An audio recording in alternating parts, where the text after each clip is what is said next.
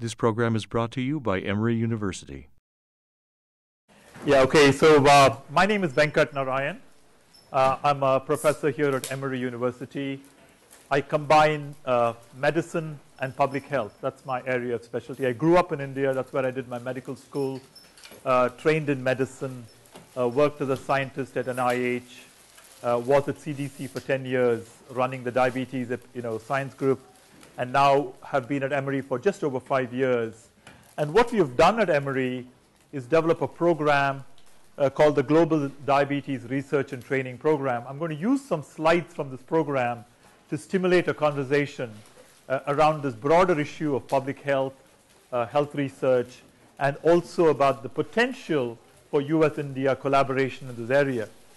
So although we call it a diabetes training program, it's broader than diabetes, because diabetes, if you think about it, the major drivers of diabetes are things like obesity, our diets, our physical activity, all the things that go on around us.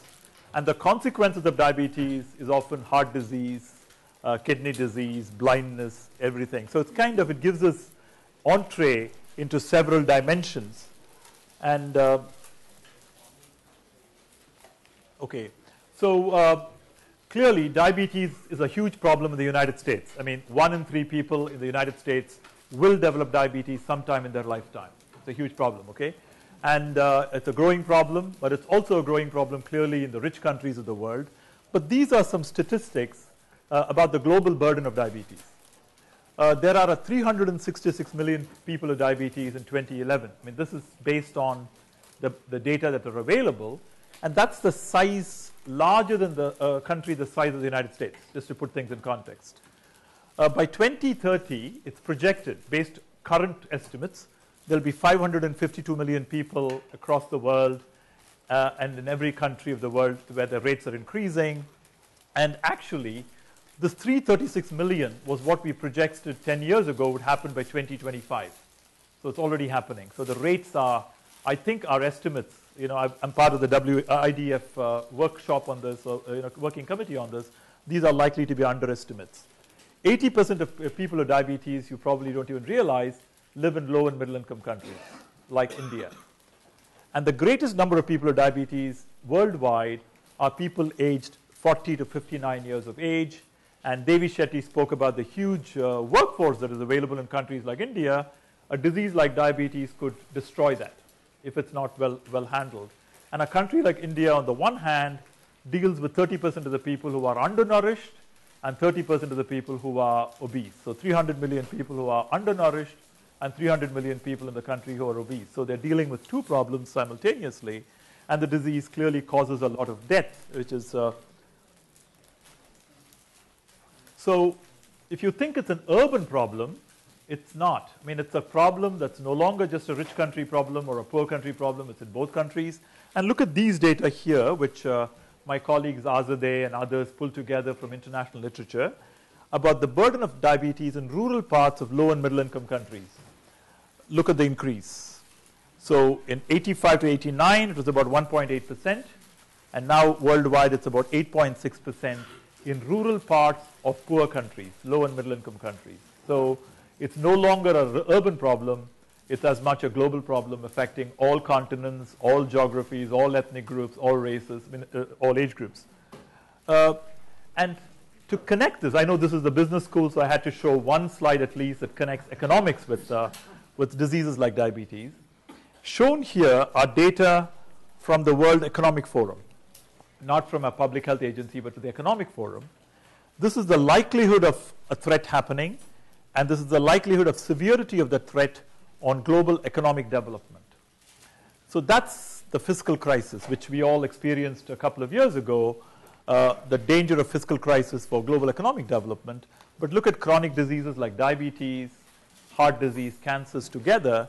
That's where they are. The threat to global economic development is much more likely and also likely to be more severe on global economic development. So all these wonderful things about India's economic growth, about the global economic growth, stands to be threatened until we address diseases like diabetes, cardiovascular diseases, etc.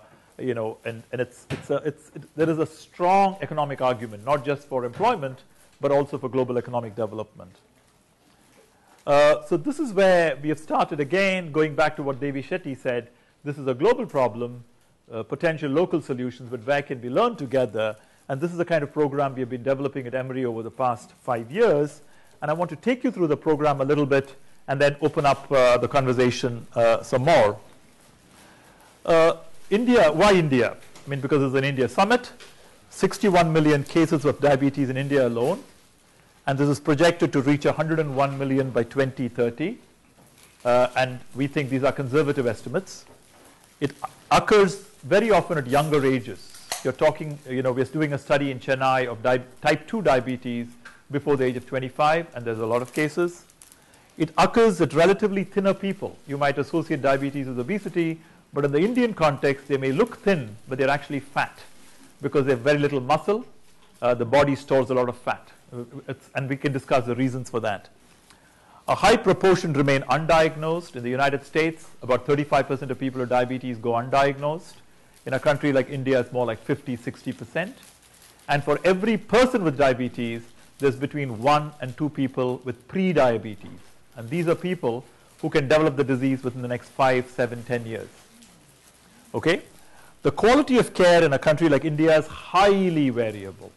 You have organizations like Dr. Shetty's organization where care is world class, but equally you have some things which are terrible, and on average the quality is extremely variable in India, and I think you can comment on that later on. And as a result, the rates of complication in India from diabetes is very high, and we can talk about it. This is for the average person. I'm not talking about the person from the US who goes to India to get treated, but I'm talking about the average Indian person who has diabetes and experiences the care there. So what are the possible causes? And just to throw some ideas to you, clearly there's a very strong central obesity in the Indian population. They may look thin, but they all have big abdomens. Observe them. They have very thin legs and big tummies. And the reason for this may have to do with the fact of maternal malnutrition or undernutrition as children, etc. Very low levels of physical activity and a diet which is very high in carbohydrate and calorie intake, large rice consumption, white rice consumption, very low on fruits and vegetables. A vegetarian society, but the paradox is they consume very low fruits and vegetables. And there are several other things: maternal malnutrition, early childhood undernutrition, micronutrient deficiencies like vitamin deficiencies, mineral deficiencies, exposure to infections, environmental pollutants, indoor pollution, road traffic pollution, etc., some genes. But again, I want to say about genes, all that we know about genes for diabetes explains less than 15% of all diabetes in the world so far. And there are major differences in genes across different continents. So, when it comes to genes, so to say that Indians are more genetically predisposed is a truism, but not true. It's something I want to discuss later. So this is from the city of Chennai, where they've been doing random samples of the population, tracking the epidemic. These are well-designed surveys. In 1971, 2.3% of the population of Chennai had diabetes. This is a large metropolitan city south of India. And now, by 2004, it was 14.3%. And now it's more like 16%. Are there differences across India? Small differences. But overall, major cities across India and Pakistan, Bangladesh, the rates of diabetes are pretty much in the range of 12 to 16%. So, yeah, there are differences we can focus on, but the similarities are compelling. This is an interesting slide. I mean, the United States today, we have between 35 to 40 million people who are foreign-born in the country, in terms of, and people from every continent migrate to the United States. If you go to a city like Chicago or New York, 75% of school children have at least one parent who's foreign-born. And so we've taken advantage of that, and one of my PhD students looked at diabetes in foreign-born residents of the United States. I mean, these are people who have lived in the United States for long, and what you see there, people from the Indian subcontinent living in the United States have the highest rates of diabetes, followed by people who have migrated from Africa, not the African Americans, not the native African Americans, but the African migrants, followed by people from the Latin subcontinent, essentially showing you that countries that are growing today when they send people to countries like the United States, those are the very people who are experiencing high rates. And this tells me there's something to do with people moving from very low food production areas, agricultural societies, high levels of physical activity, suddenly moving towards high calorie dense foods, less physical activity, etc. So it's more than genetics. It's got something else going on here. So this is what prompted us over the last 5 years. How can we develop a partnership to study, make it a two-way street with India? So we set up a kind of a global diabetes research and training program and have developed a partnership with South Asia, India and Pakistan essentially. Our strategic goals here are to develop a research hub for population-based research through partnerships between the Emory and organizations in India and Pakistan, to build research capacity in India, world-class research capacity so that we can collaborate on level playing field, build investigator capacity in India, again so that we can work together, leverage global skills and cost advantages. Some of the ideas, how can we work together to lower costs of technologies, lower cost of healthcare, lower cost of research, so that those things can become more universally applicable. How do we increase research collaborative opportunities for US students and faculty? And I can tell you there's huge clamor in the younger generation US students to do global health research. Our most popular Masters in Public Health program is Global Health, and 95% of global health students are American students, not global students. So there is a great interest in the younger generation Americans to expose themselves to a global world. And I think that's something we need to leverage and build upon. So we're trying to, our research focuses on understanding the causes of diabetes, for example, why so much in India, why across the world, investigating better treatment options, working with various kinds of technologies and research, investigating prevention, because we have begun to realize that waiting for treatment is too costly. Can we prevent the disease, and would that be better both in terms of health and economics? Exploring policy options, how should food production, agricultural subsidies, healthcare system, engagement, what can we do? So those are some of the areas. So it's a very multidisciplinary team. I work with geneticists on the one hand, demographers and political scientists on the other. So the partnerships we have, the first one we started was what's called the Global Diabetes Research Center. This was initially funded by the Emory Global Health Institute. They gave us $1 million to get started. And we sought out, through a competitive process, a partnership with the Madras Diabetes Research Foundation in Chennai, who have 220,000 people, one of the best diabetes centers in India. And they chipped also, so they contributed co-funding. So we started that partnership, which has been going on now for about 5 years. And then the NIH, the National Heart, Lung and Blood Institute, put out an RFA to set up global partnerships in research and in training. So we applied, and Emory formed one of those centers. It's called the Center of Excellence for Cardiometabolic Diseases. Emory and the Public Health Foundation of India in New Delhi, which is focused on public health and building schools of public health across India, and in advocating for universal healthcare in India, the Madras Diabetes Research Foundation, and the Aga Khan University in Karachi, Pakistan, all three premier institutions in that region. And the funding, like I said, came from NHLBI and also some funding from United Health Group, which is the largest insurance company in the United States. So what have we done so far? We have invested in some strategic long-term projects. We have set up a cohort of 12,000 people. These are random samples, representative samples of healthy people, 4,000 each from Chennai, Delhi, and Karachi, to investigate causes of diabetes and cardiovascular disease. So it's like the enhanced survey in the US, where we get 4,000 people from the city, do a thorough physical examination, bloods, DNA collection, urine storage, etc., and then follow them forwards annually to see what kind of factors are responsible for disease causation in that population. And it's also a huge international resource for studying diseases. And then we are doing an applied trial aimed at improving care for diabetes among 1,000, nearly 200 people across 10 sites. So it's a multi-center study where let's apply what we know for managing diabetes. Get their glucose well controlled, let their blood pressures well controlled, lipids well controlled, get their eye exams done, etc. Standard of care, but implementing it through low-cost technologies. A low-cost decision support software which was developed in India, low-cost care coordination at low cost. So we are trying to see, using a low-cost approach, can we deliver high-quality care? And as a trial, and suppose that works in India, can this be scaled up in other places? I mean, there might be lessons to learn across the world. So this trial is ongoing. Again, we have so far recruited about 600 people. This study is done. We have done 1,200 people, 12,000 people already. And then in Chennai, we screened 20,000 people and found about 1,200. We did detailed examination and randomized 605 people with pre-diabetes. These are people who don't have diabetes, but who have a high probability of developing diabetes within the next 5 or 7 years. So we have enrolled them in a prevention trial.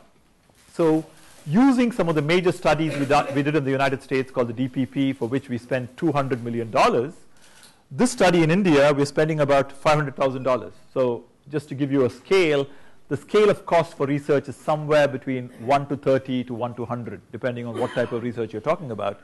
So can we prevent the disease by application of a healthy lifestyle program? 16 sessions where people are trained to change their lifestyle, then 8 sessions of maintenance, and then follow them forward. So this trial is ongoing.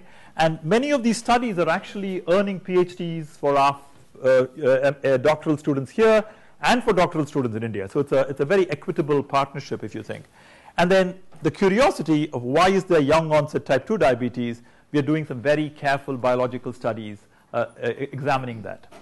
So we have also in the process developed research coordination facilities in Delhi and Chennai, because doing multi-center research of high quality requires tremendous coordination in terms of quality assurance, of data collection, data analysis, human subjects ethics. We don't want to commit ethical violations of any sort, training of investigators. So we have developed that quite a bit in the last 5 years. So, and now we are looking at it as a global resource. It doesn't matter whether you're at Emory or in India, you can conduct global research.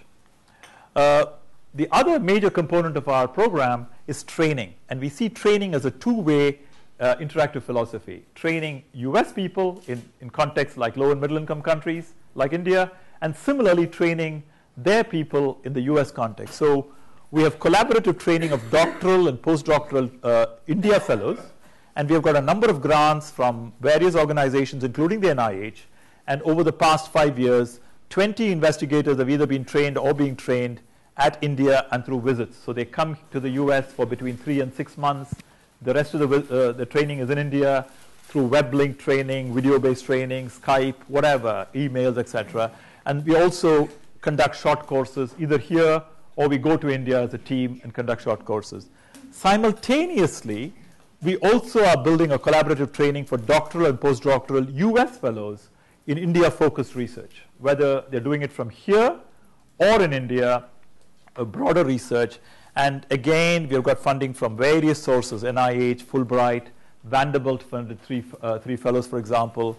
And 10 of the US fellows have completed 1-year training fellowships or longer so far.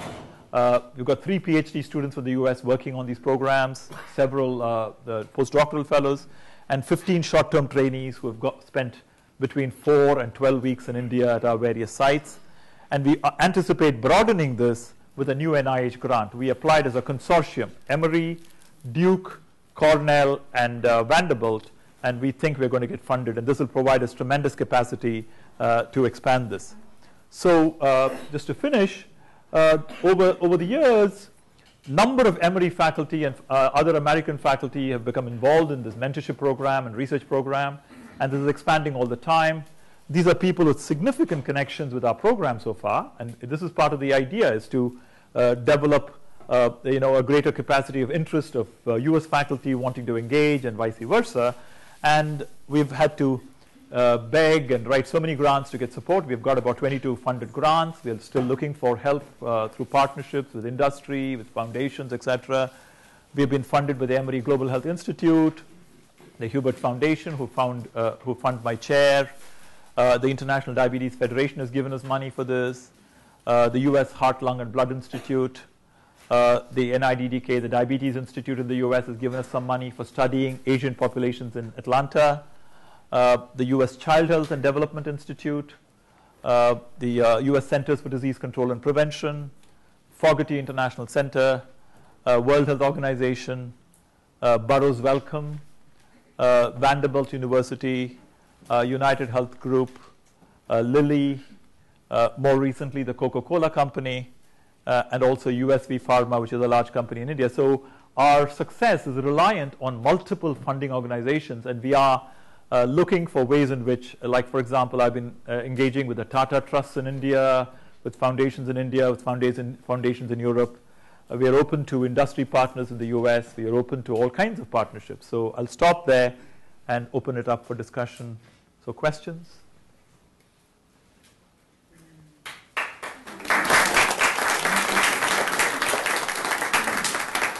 Yep. Why do so many older people develop diabetes in their old age? Okay, firstly, if you think about diabetes, to some extent, age is a major risk factor for diabetes. It is diabetes is an aging process to some extent, okay? So as one grows older, the risk of diabetes goes up. And having said that, what we found in the biggest US study, the diabetes prevention study, was that the biggest benefit of improving lifestyle, like doing 30 minutes of physical activity a day, changing your diet, keeping your weight under control, the biggest benefit was actually found in people 65 and older. So it's never too late to prevent the disease. And there are other benefits. The benefits of that, it helps your knee arthritis, it helps urinary incontinence in women, and it improves cognitive function, all the preventive strategies.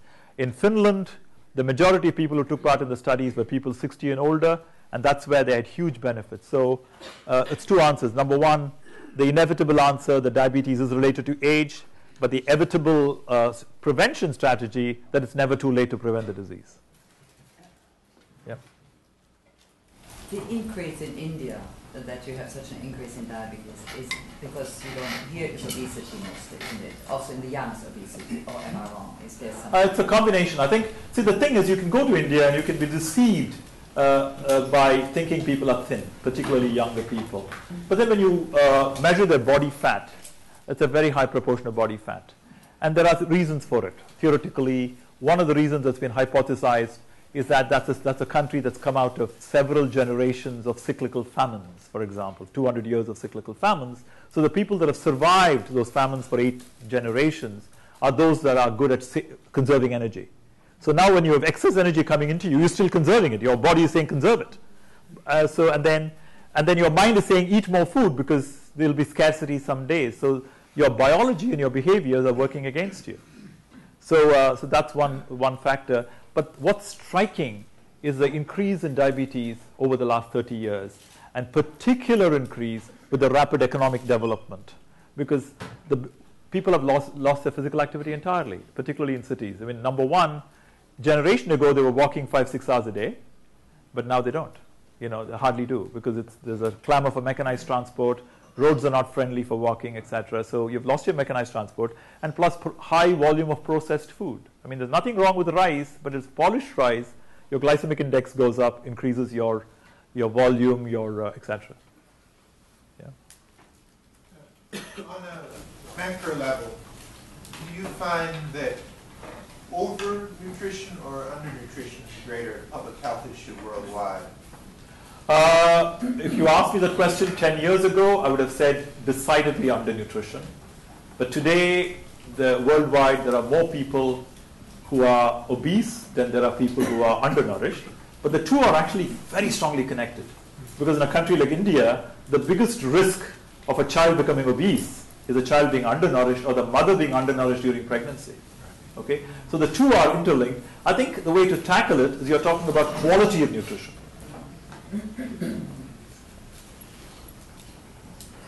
Yeah. I have a question actually. Somebody tweeted me. They're asking, why is that India, where 80% of the population lives on less than $2 a day, is the world capital of diabetes? This is so-called the disease of affluence. Why? Okay. The honest answer to that is, number one, China has more people with diabetes than India. One reason is clearly India has 1 billion people, so you expect more people with diabetes. But having said that, when you compare the rates of diabetes in cities like Chennai and even in smaller metropolitan areas, their rates are higher. And I think the reason for that is because the idea that it's a poor man's disease or a rich man's disease is no longer true. In India, your poor person a generation ago did a lot more manual labor, had a lot more manual transportation, but now the transportation is gone, so there is that tendency. And secondly, in terms of what they consume, there is much more processed foods available even in villages. So the consumption, cost of cheap food has gone down. So a lot of those factors are important. The cost of fat has gone down, the cost of low, high density calories has gone down. Yeah. Now, when you do your statistic analysis, how important is it to you to isolate the variables? Is it even a factor, or you just look at 3 or 4 variables and you say, well, they're so interdependent, let's do that? I'm more looking at it depends on the type of study. If you're doing a policy study, like suppose you're asking the question of what's the connection between agricultural subsidy, at that level, it will be very difficult to disaggregate, and you do the best you can. But many of the biological studies, clinical studies, sure, you pay a great deal of attention to every single factor. Like, for example, in the diabetes prevention trial in the US, we took 3,000 people with prediabetes, randomized them to 3 groups. One group said, okay, go lose your weight, follow good exercise. The second group attended 16 weekly sessions and then 8 maintenance sessions as groups or as individuals to train them to change their physical activity and behavior. The group that had the lifestyle intervention reduced its risk of diabetes by 58%. And what was striking, this you will enjoy this, is that it worked across all age groups, very, very positively the older ones, both genders, all race and ethnic groups, every socioeconomic group, and also even if people had the major genes for diabetes, it eliminated the risk, which tells me that although there might be underlying powerful biological factors, by changing your lifestyle, you can prevent the disease. So, yeah. Yeah. There was looking at the graph that you said, people who moved, migrated from different countries, they have the higher rate. So just wondering, take the case of Chennai, urban place, is the rate is higher for the people who moved from villages to urban, having a low nutritional food at an earlier age, compared to the people who grew up in urban areas? The rate is higher for the people who move. Okay. Firstly, if you looked at the Asian Indians in the United States and compared them to urban Indians in India, I don't think the rates are that different. Okay, number one. Second, in India, studies have been done for cardiovascular disease comparing rural people, urban people, and the migrants. And those studies did show that migration to cities did increase the rates. But more recent data, big pattern is beginning to suggest that urban-rural difference might be disappearing, which may be because lifestyles are spreading. If you go to, like one thing that, for example, you can go to the most remote part of Africa and still find certain kinds of food that you would not imagine. So, yeah. Have there been any studies where genetic modified seeds can be used to reduce diabetes by what the seeds contain? I don't know the answer, but in general, anything to improve carbohydrate quality would be helpful. So suppose, for example, if refinement of rice is the problem, then any way in which you can increase the fiber of the rice, etc., or the other nutrients in the rice would be helpful. But I don't know the answer. But do any of your studies, or could they work with companies like Monsanto? Absolutely, yes. And yes. And in fact, we are very open. Like, for example, we are very open to work with beverage companies, food companies, agricultural companies, etc. Where I think we are all searching for an answer at the policy level. And you may have some ideas that we are willing to collaborate with you. Yeah. I could be wrong in this observation, but it seems to me that a lot of focus in India goes towards infectious diseases, HIV and pneumonia, tuberculosis, and preventing childhood mortality through pathogens that cause diarrhea, for example. So what are some of the challenges that you're facing in getting the focus that diabetes deserves? Yeah. I think that's a very good point. I think it's not just in India. It's true of almost all developing countries of the world where the focus has been on undernutrition, and on infectious diseases, and rightly so. That agenda has still not been completed. And also, when it comes to international agencies like the Gates Foundation, will fund international programs and studies in malaria, tuberculosis, HIV, but not for chronic diseases like diabetes, because there is still that perception that those are important issues that can be eliminated, they should be eliminated. And also, diseases like diabetes are diseases of the affluent people. It no longer is. In fact, a poor person developing diabetes very quickly destroys the family's income. So it's becoming a huge problem there. The other issue really is about the way to address it. There has been some momentum. Last year, September, was the UN summit on high-level summit on chronic diseases, and India participated in it. There's a lot of talk about it. But to solve a chronic disease, in terms of health systems, the country needs a strong health system. When you think of somebody with diabetes, you need a system of care that is capable of delivering consistent, lifelong care for that individual. It's not like having a bypass surgery and then you return. You have to have a system where every 3 months you're looked after, lowering the cost of it, and very often it doesn't even require a physician to provide that regular care. So developing that system is very weak in countries like India, and then research capacity in India is very weak, in terms of in these kind of areas. And thirdly, some of the policy dimensions are very weak. Like, for example, there still is, a tendency of, an attraction to high technology than sorting out basic system problems. Yeah. So we know that diabetes, like most of the chronic diseases, is a lifestyle disease, and studies have shown that lifestyle change improves like diabetes and prevents diabetes. But then I think the problem is like these lifestyle prevention. What research has been done as to how they prevent it in the long term, because after the study is over, people's lifestyle change again. So the stickiness factor of these lifestyle intervention has been poor. So I don't know what. Good question. The question is, if somebody takes part in a study, then they get the benefit. When the study is stopped, they revert back to the normal lifestyle. There are two answers to it. First answer, the Finnish study and the US DPP have been followed up for 10 years, and a study in China has been followed up for 20 years. And the China study, the study stopped at 6 years, but they followed up for 20 years, 14 extra years. And in all these studies, they show that the benefits exist even 15 years after the studies have been stopped, number one. Secondly, that's the positive answer.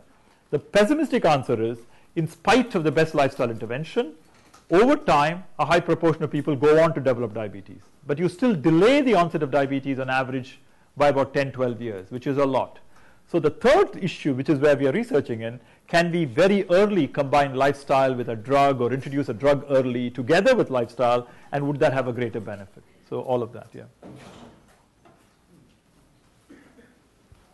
Could you highlight from here on what your research priorities for India are in terms of diabetes? In terms of diabetes, I think firstly, we are beginning to study, like for example, there seems to be a certain susceptibility in the population to start off with poor function of the pancreatic beta cells. Diabetes is a disease of glucose metabolism, and the only hormone that regulates glucose is insulin. So our feeling is a lot of people that go on to develop diabetes, they may start off with a vulnerability to produce insulin very early. And that may have to do with this idea of early childhood malnutrition or maternal malnutrition, etc. So their pancreases are also compromised. So we are trying to think of better ways of understanding that problem, because by understanding that, maybe there would be lifestyle interventions you would introduce early or drugs that you would introduce early, number one. That's one level, at a basic science level. At a broader prevention level, having shown in the study called the DCLIP, which we're doing in Chennai, that we can prevent diabetes by 40 or 50%, to engage with policymakers to scale up that program across the country to try and make, that's like it's happening in the US. The DPP was funded by the NIH, but organizations like the YMCA, United Health Group, are expanding that infrastructure. So that would be number 2. Third would be like the study that we're doing called the CARS trial, where we are looking at ways to improve care. Once we show the model, we then want to hand over to the organizations that can scale up the model. All of that. And fourthly, engaging in policy level debates is very, very important, because I think it's yes, the individual has to change. So has the small groups and the hospital systems, but you also need change at policy level to tackle the whole problem. Yeah. Yeah, maybe my question is very naive. I was in India recently, and I heard a lot of folklore about this bitter melon and all kinds of folklore that this prevents. I've been wondering whether there's been any study. Yeah, I mean, that's a good question. I mean, like India has a huge tradition of herbal medicine, Ayurvedic medicine, etc. A lot of people believe in it. But my thing has been, okay, I'm willing to accept that there's some truth in it, but I'd like them to be subjected to rigorous randomized controlled trials. But getting that done is often difficult, because you then start running into this argument of the randomized controlled trial is the idea that your Western medicine brings, and we have a different paradigm. But I think some of those changes are happening. I mean, like the US has an Institute of Complementary Medicine, which has evaluated something like acupuncture for knee arthritis, acupuncture for smoking cessation has been done. And similarly, India needs to invest in some of those things. But there is some resistance. Yeah. The education system, we are seeing that is changing, that we have a lot of stress levels, and we have to educate our kids in terms of getting A grade, B grade in India, and that has increased while our physical activities in the school curriculum is decreasing. Do you think that affects this life function? Well, possible, because very clearly, I mean, it's now competition for college admission is tremendous in India, and the admissions are often based on several factors. Which one of them is the scores you get.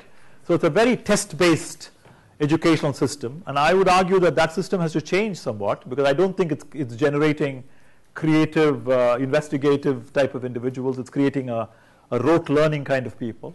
So that needs to change. But on the other hand, parents are willing to forego physical activity for their children, and there's a problem there. That has to change. And so, but the question is, that has to change at the level of families and also the level of the tone you set in a society. So yeah, that's a major problem. Yeah, but the counter argument to that, there was a PhD student from India who was studying this issue in schools, and her hypothesis was that children who are physically active actually have better academic achievements, because you require physical activity for better cognitive functioning. Yeah. Yeah. Is there a movement at the policy level to not only provide food subsidies, but increase the quality of food that's subsidized? Are there any programs like women, infants, and children in India? I think there are. I mean, the problem, the thing about India, those that know India well can comment on this. For every situation, India has wonderful plans. It has the best plan. It's the best plan developer in the world. I mean, these are people who are well trained in the IAS cadre, who are wonderful administrators, who can write wonderful plans. The problem is often in implementation. I mean, clearly India has a fantastic maternal child health plan. They have even last 2 weeks ago, there was a talk on universal healthcare in India, a wonderful plan about how Indian economy is going to catch up with Chinese economy, a wonderful plan. But when it comes to implementation, the country has a problem. And that's something that needs to change. And so in the case of diabetes, for example, there's now a national plan to provide free medications and screen the minister saying, I'm going to screen 1 billion people for diabetes. Okay? It's a wonderful idea, but is it doable?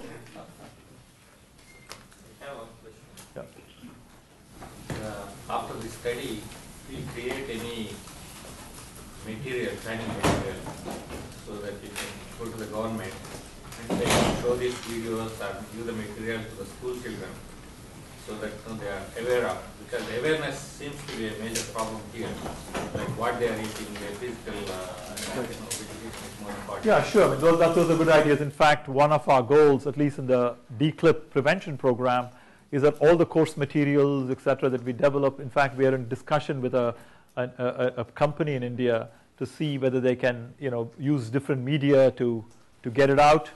And it's not just awareness, because if knowledge was the only issue for prevention, the majority of doctors will not smoke, and that's not the case. If you go to Jordan, for example, 90% of medical students and doctors in that country smoke. So, so it's not, if knowledge was a pure issue, the majority of physicians in this country would do physical activity on a regular basis. It doesn't happen. It's not just knowledge. It's knowledge plus the skills, plus your micro-social environment, plus some aspects of the macro environment. All of that influences. And if today we're here, if the lunch that is served to you is not of healthy components, you're still going to eat it because you're hungry and you have no choice. So you have to work across several dimensions. Yeah. I wondered if you've identified, I know you're interested in kind of systems at the top, fair enough, but what's going to motivate people to change behavior and food, and are there unique Indian cultural things? So, for example, white rice in the South has almost a ritual Absolutely. valence. So how are you going to motivate people? Sure. In fact, Mary Beth Weber, who's actually defending her PhD next month, she conducted 17 focus groups to understand the factors, both the barriers and opportunities for change.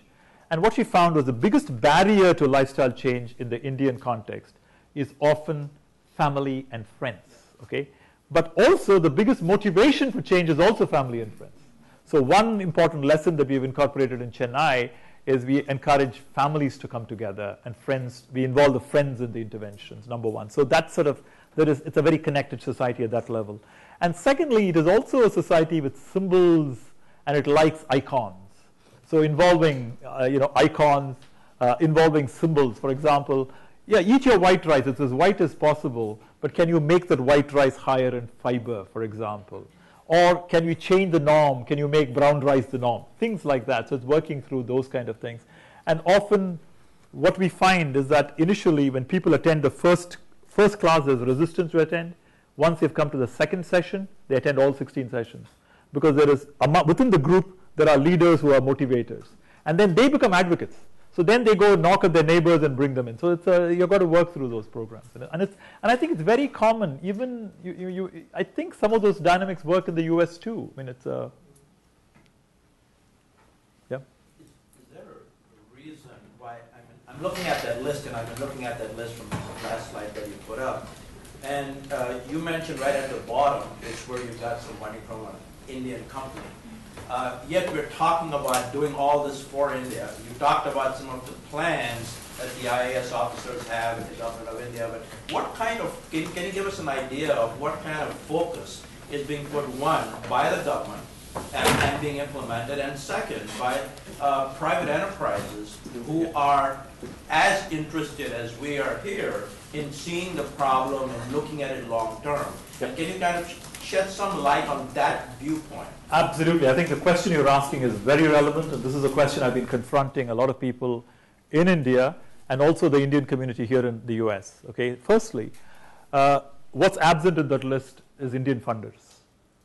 Having said that, the Department of Science and Technology has provided some support to the Madras Diabetes Research Foundation for our childhood diabetes study. It's big, so it's beginning to happen. And there is some discussion between the NIH and the Indian Council for Medical Research and other organizations in India to fund joint research. Okay, so that there is the conversation is starting. I've had conversations with major companies in India, two major companies. I can't divulge the names, about bringing them in. But there is also a coyness on their part of wanting to make sure the money will be spent in India and for Indian purposes and India-centric purposes and will not come to the US. So there is that level of paranoia to some extent. But then on the other hand, Cornell and Harvard have both received $50 million endowments from Ratan Tata and their endowments. So some of those things are beginning to change, but there is a journey involved. But I also wanted to ask the broader question to some of the Indian Americans in the US. I mean, why aren't they supporting our efforts?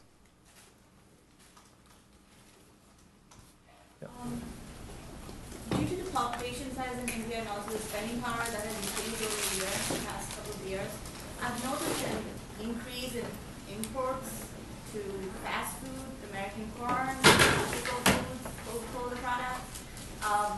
Do you think that is somehow contributing to this problem? And is that being considered in this study? Yeah, it's often there's one view that the United States or whoever, the rich countries, are exporting their problems to poor countries. But I've lived in Atlanta now for 17, 18 years, and I've seen more of Indian restaurants, more of Chinese restaurants, more of Thai restaurants in Atlanta. So I think it is a two-way street. Okay, so I think the basic problem is we are all facing the same situation of globalization. So I don't think it's easy to blame one set of foods. It's a question of how do you improve the overall quality of the food environment, and how do you improve the sizes that are made available to you, etc. It's easy to go to a buffet anywhere. It could be a Chinese buffet, or an Asian, or any buffet here, and eat 4 times the amount you should be eating. So how do you change that? In one of the graphs, you have shown that Asian Indians who came to US have greater chance to develop diabetes. So what are the factors for that? Apart from nutrition, is there any genetic factor that play a role? Yeah, like I said, the Asian Indians in America are at no higher risk of developing diabetes than, say, the Asian Indians in Chennai or Delhi or whatever. So, the short answer to your question is, the diets, they've lost physical activity, huge time. They've lost their diets. Diets have changed radically in terms of, going to high calorie kind of diets. And also the other thing that might be peculiar to both the Indian community and some of the Middle Eastern communities was that women are potentially overfed, because there is this fear that it's good for the child to feed the woman. And secondly, once a woman delivers the baby, probably she does not lose her weight as much as she needs to. So both of that together might end up contributing to this vicious cycle. So all of those are factors that I think you have to tackle the whole thing in general. If I were to make an overall sweeping statement, the genes for diabetes and the major risk factors for diabetes are quite common across humanity. But some people are more vulnerable, others are less vulnerable. Certain cultures accentuate them, certain cultures help prevent them. But the factors are common. I think we have to address them from a common logic, I think. Is the rate of increase the same for the gender? Male and female? Good question. In India, in Middle East and India, the rate may be higher in women. The rate of increase may be higher in women, and particularly in the Middle East, the rate of diabetes increase has been higher in women. And that's striking, and that may have to do with the couple of factors. Number one, the women putting on weight during pregnancy, not losing it, might be a factor. The other may have certain cultural biases. There's no motivation for a woman to, quote unquote, become attractive, or whatever after she's married. Or I don't know what the issues are.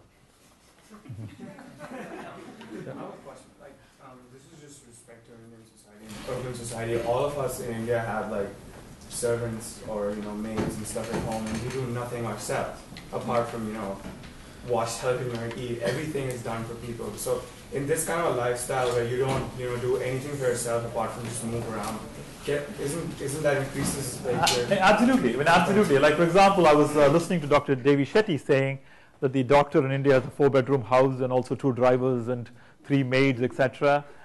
There's a couple of issues there. Number one, that tells you that the poor in India subsidize the middle class very substantially.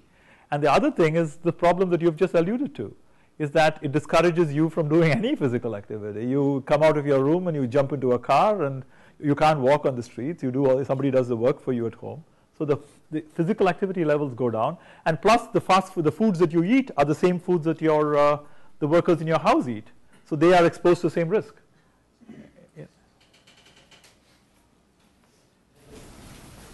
I'm sort of having a look at that slide you have up there, and you have support from Coca-Cola company. And I'm sort of thinking that I think the Coca-Cola company can do much more than what it is doing presently to promote a healthier lifestyle. What I want to point out is they are promoting Diet Coke and Coke Zero so aggressively in the US. And I haven't ever seen an advertisement in India promoting Diet Coke. So I mean, I think that there's room for improvement in that. Field. Absolutely. In fact, I'm glad you picked up that point. This is one of the conversations we have had with people at Coke and people at Pepsi. There is increasing awareness in many of those industries. They begin to see both the market opportunity and some of the reasons for them to be repositioning their products. And I think rather than excluding them, we should engage with them. Yeah. I just want to get back to Vikram's point about the servants. In terms of the effect that has on the difference in diabetes rates between those who can afford servants and the poor themselves, because the vast majority of these poor, does the research carry out what he was saying? Does it mean that those who are affording these servants, they have higher rates, or are the other factors that you mentioned about India's poor, does that equalize those rates, in the last 5 to 10 years? I think firstly, I think in India there should be a constitutional ban on the word servants. I think it perpetuates it's almost, in my opinion, it's India's version of slavery. Okay? And number one. And secondly, is it different? I don't know. I think the problem needs to be studied more carefully. What are some of the main differences in treatment of diabetes here in the U.S. and over there? I mean, treatments in good centers in India are pretty much similar. I mean, essentially, the treatments for diabetes are initially lifestyle management, where you try to, get your weight to, correct, change your physical activity, etc. And if that doesn't work, then you add drugs called metformin, other oral drugs, and then insulins. And then the most important part of treatment is the empowerment of the patient, because in a sense, the patient has to live with the disease and manage the disease. So on that aspect, there might be slightly better models in the US in terms of how well the patient manages their own condition versus depending on doctors. Then other than that, as long as you have a system of care that keeps you, like for example, I forget to go for my routine eye exam. So you need to remind the physician, the patient, to go to the routine exam, and also making sure care is standardized, because there's a huge variability of care. In the best centers, the care is wonderful. In the worst centers, it's not. So, yep. I believe we brought up, looking at my 2 students from class who are going off to medical school next year, and I believe we brought up the other day that on a project or another project, maybe having 8 or 9-year-olds interviewing their grandparents about to implement testing of diabetes. I wonder if you could talk more about how you're engaging all the generations in this project. Okay. In terms of, good question. Very clearly in the diabetes prevention program in India, where we've so far delivered intervention for 300 people in 18 different groups, actually 21 groups. Many groups had people of all ages, all genders. Many people brought their children. And in each group, 1 or 2 natural leaders emerge and who bring. So I think we have engaged every generation that's available. And that's an important difference when it comes to the Indian community, where there's a lot of 2-3 generational families, which either live together or live close by. So working through those models. Even in the US, it's very similar. I was reading somewhere, 50% of the Indian American homes have at least one grandparent living or so with them, etc. So those are. Yep. Thank you, Doctor, for the nice talk. What type of tools are you using to coordinate your research across the continents? Okay. And second part is, how do you think telemedicine can help? Okay. First question is a complicated one. Several levels. Number one, building good partners in India. So we have picked some very good partners. That's a very important thing. Second, you cannot avoid travel, certain amount of travel, where I probably do 2 or 3 trips to India in a year, and several of my team members do the travel, and similarly people from India travel. So this personal connection is important. Regular email contact, some telephone conversations for more complex issues, Skype calls. We have tried video conferencing. It sometimes works, sometimes does not. So all of the above.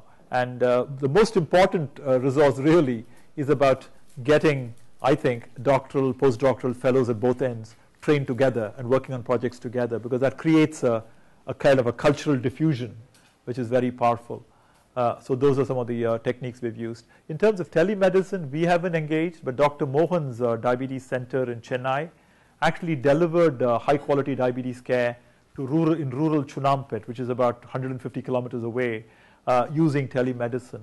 And the Indian Space Organization provided a grant to make that possible.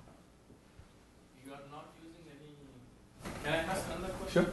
Are you not using any collaborative tools where you can monitor the patient data directly from here and you can talk to the patients from here and things like that? Yeah, we are not delivering clinical care. Okay, we are a research organization. In terms of looking at data together, yes, we do. I mean, our data is on SharePoint. We look at the data together as the data runs. We program the analysis at both ends, make sure there's quality control, those kind of things, yes. I was just curious, I've never been to India, so I know a lot about it through literature, and is playing cricket no longer important? I mean, playing cricket is important, but watching cricket is a majority sport.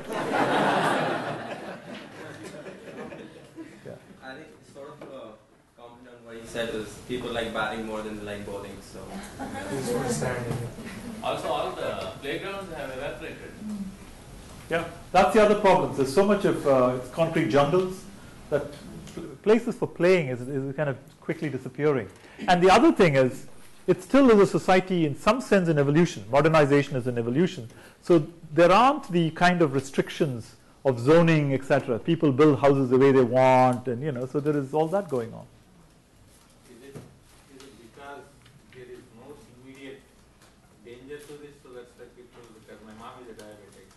Asked her, we're taking care of it, no, nothing happens if I eat that today. What happens? That's the answer she gives. Yeah, I mean, absolutely. I mean, I think that's important. Like, for example, I don't know whether you've read some of the works of Daniel Kahneman, who got the Nobel Prize for behavioral economics, in terms of slow thinking, fast thinking. It's a human weakness. We all attend to the short term much more than we do to the long term. Why are people in curative medicine, why are the cardiac surgeons paid better than the preventive healthcare workers? It should not be the case. It should be the opposite. In a rational society, it should be the opposite. I think those are the reasons. And I think, but changing that takes time. Yeah. And also, you don't want to confront it. You want to live in a state of denial. I have diabetes, but it's not going to happen to me until your eyes start going blind. On prevention and public health and medical schooling, medical education in India, and if not, what are PHFI's goals in this area? There is small improvements. I mean, PHFI is a foundation. It's a quasi-government, quasi-private foundation. Their goals are to set up high-level schools of public health across India. They've started 4. They have plans for another 8 or 10 more over the years. But they're also engaging with some of the states that are interested in public health, are open to public health, to build up capacity there. They're engaging in research, but it's going to take time. It's a huge country, and the beauty of the PHFI model is that it's the first model that has allowed non-physician professionals to come into public health in a big way. So I think, yeah. As Dr. Shetty said in the last panel, public health creates a lot of economic opportunities, and we've heard a lot about the low-cost models in India. And with that in view, how can American companies take part in what's happening in India? Do they have a chance in an area where it's so difficult to keep costs down? Yeah, absolutely. I think there's tremendous opportunities for U.S. companies and for U.S. academia because, okay, at the end of the day, it is a population of 1.2 billion people where the economy is growing. It might grow slow, fast, whatever, but over time, there's going to be an expansion of the middle class in the country, which is happening. So it creates number one, it creates a market. And secondly, it widens the global skill power base. I mean, again, as the world expands, we are going to run into skill shortage already. So that's one thing. Third, it might also, leveraging some of those issues there might help us lower some costs. And that's, those are number 3. And fourthly, there are humanitarian and security issues involved. So all of those are real reasons to engage, I think. Thank you, Venkat. Thank you. The preceding program is copyrighted by Emory University.